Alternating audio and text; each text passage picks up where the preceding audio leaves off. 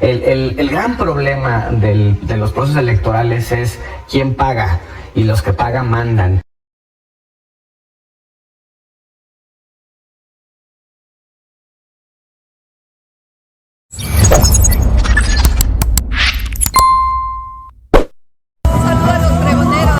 Un saludo para los pregoneros, con todo mi corazón.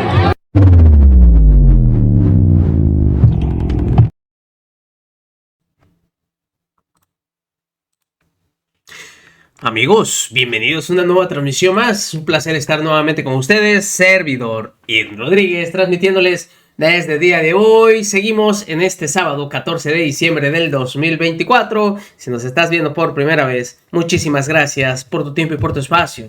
Solamente pido tu apoyo con la suscripción para que cada día podamos ser más en esta gran familia pregonera. Amigos, vámonos de lleno a la información, puesto que sabemos que algunos impresentables simplemente quieren llegar a ser ministros de la Suprema Corte de Justicia de la Nación.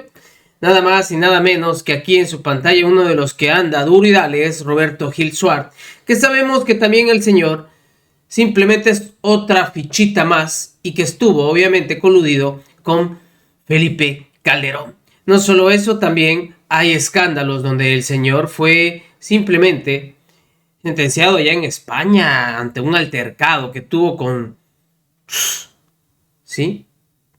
la guardia allá en España, y en donde estuvo involucrado él y su cuñado, en ese entonces casado con Carla Humphrey, quien es ahorita consejera del INE.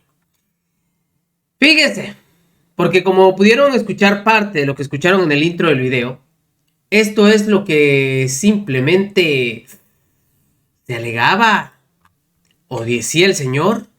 Soltó la sopa. Roberto Gil Suart, en entrevista para Milenio, se descuida y dice que los jueces sí reciben moches a cambio de impunidad. Reconoce que en el Poder Judicial el que paga manda, sobre todo ahorita que se va a hacer uno de estos procesos, según él, electorales. Y así sigue defendiendo a los corruptos de la Suprema Corte de Justicia de la Nación. ¡Qué burro! Pero ¿qué fue lo que dijo Roberto Gil Suart? Porque solito se metió un gol. Pues, escuchen. Pero le voy a entrar. Estoy en Ojo, porque él estuvo en contra de la reforma al Poder Judicial, pero ahora sí le quiere entrar. pero le voy a entrar. Estoy en contra y estaré en contra de la reforma judicial. No es la reforma que México necesita, ni para garantizar el acceso a la justicia, ni para mejorar la calidad de prestación de ese servicio público esencial, ni para defender los derechos de las personas. Mucho menos para garantizar la división de poderes. Esto no es una reforma pertinente para México. Yo digo que es una ocurrencia. No existe un modelo así en ningún lugar del mundo, en ningún momento de la historia reciente.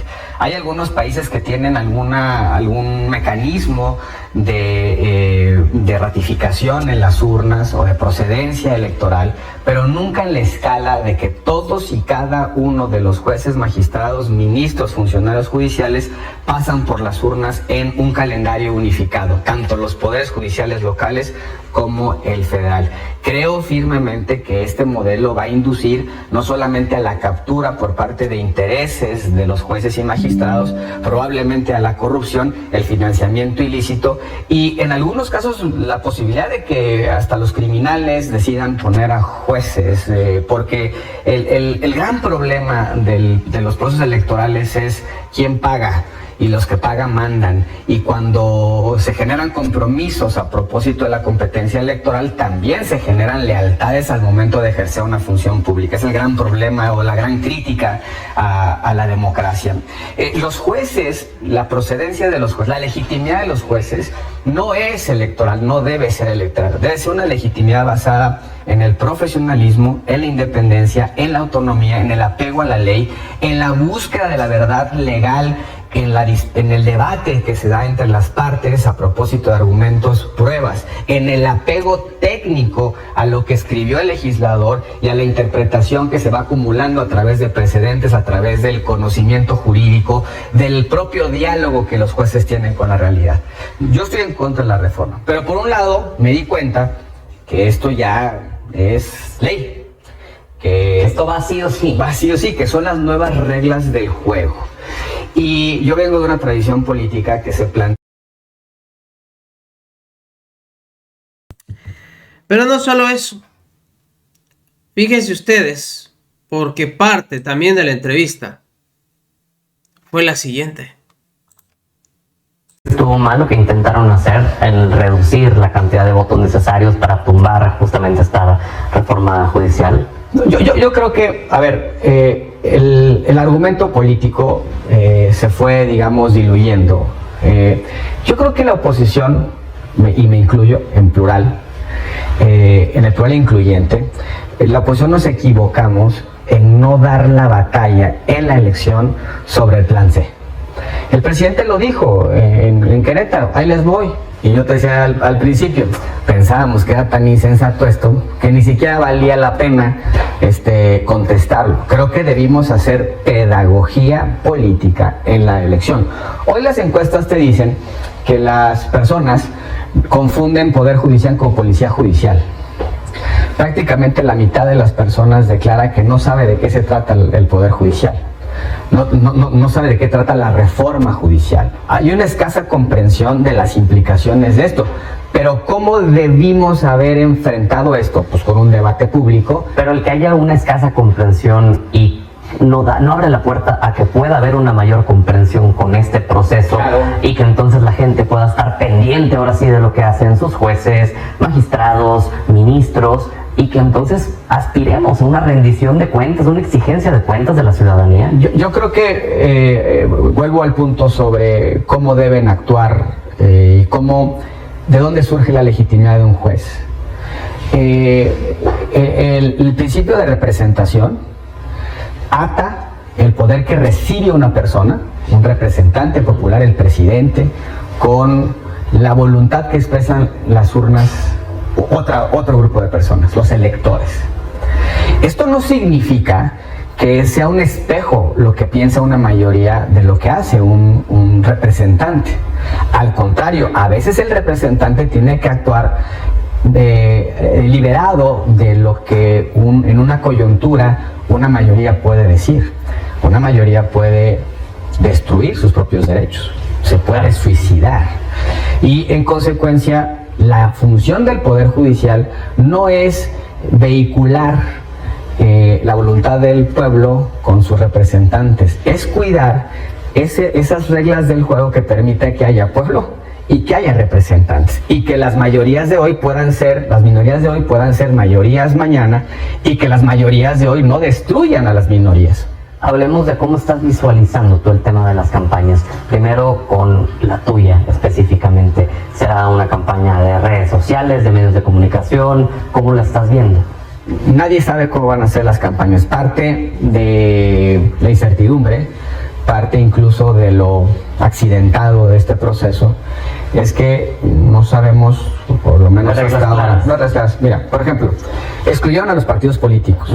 No sé, los partidos políticos no se pueden meter en la elección. Entonces, en teoría, pues hay prohibición, no pueden participar en nada. Si alguien ve a un partido político movilizando, apoyando a un candidato, pues eso es una condición de una sanción, incluso la inhabilitación del candidato. Pero sabemos que se van a meter, por lo menos lo que estamos viendo de los de enfrente. Pero ahora, no hay quien revise el padrón, por ejemplo.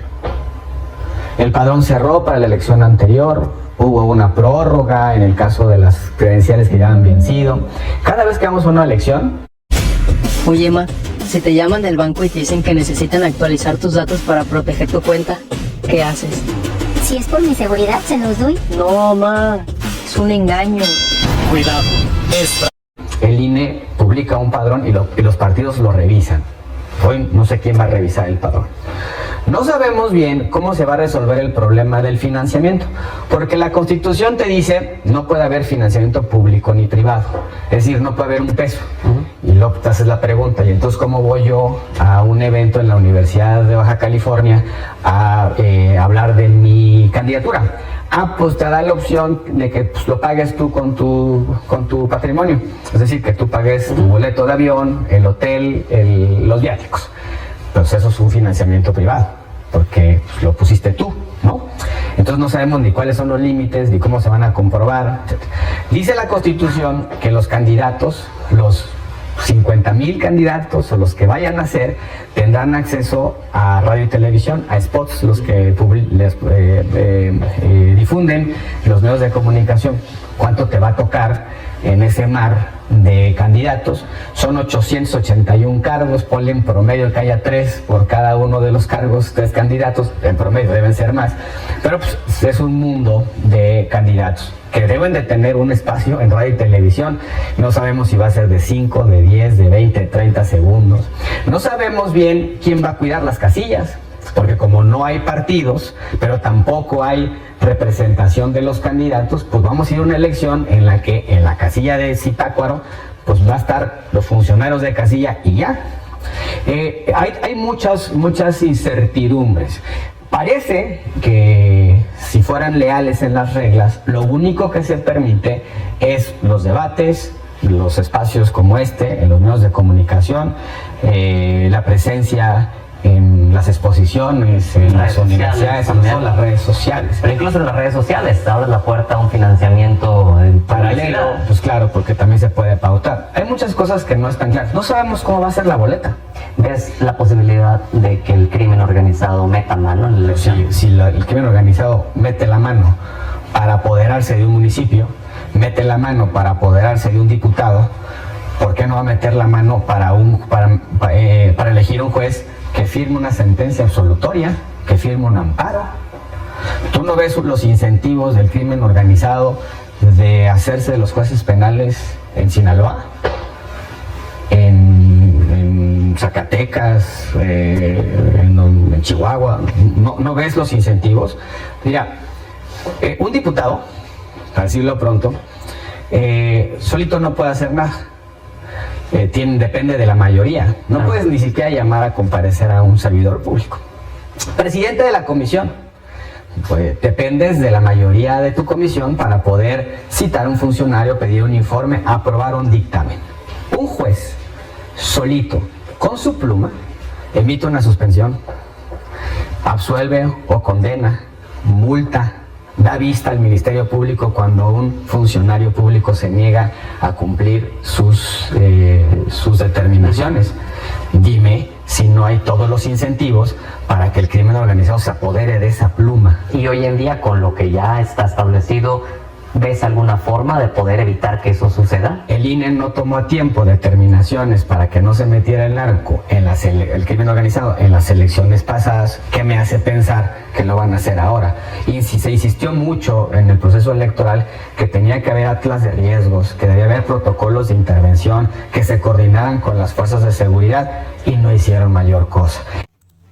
¿Qué intentaron hacer? En fin, este tipo quiere llegar a ser ministro de la Suprema Corte.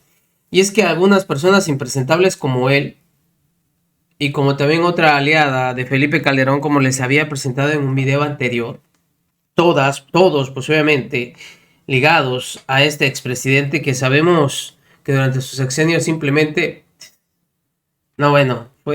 iba a quedar para el olvido la manera en cómo se desenvolvió, pero obviamente marcado para toda la historia, porque fue el que desató simplemente la guerra contra el crimen organizado que hoy se padece hoy en día. Y todavía que vengan estos impresentables corruptos como Roberto Gil Suart, simplemente, de verdad, es lo más patético y asqueroso. Estos son los perfiles de la oposición. Nos vemos, que sigan pasando un excelente día.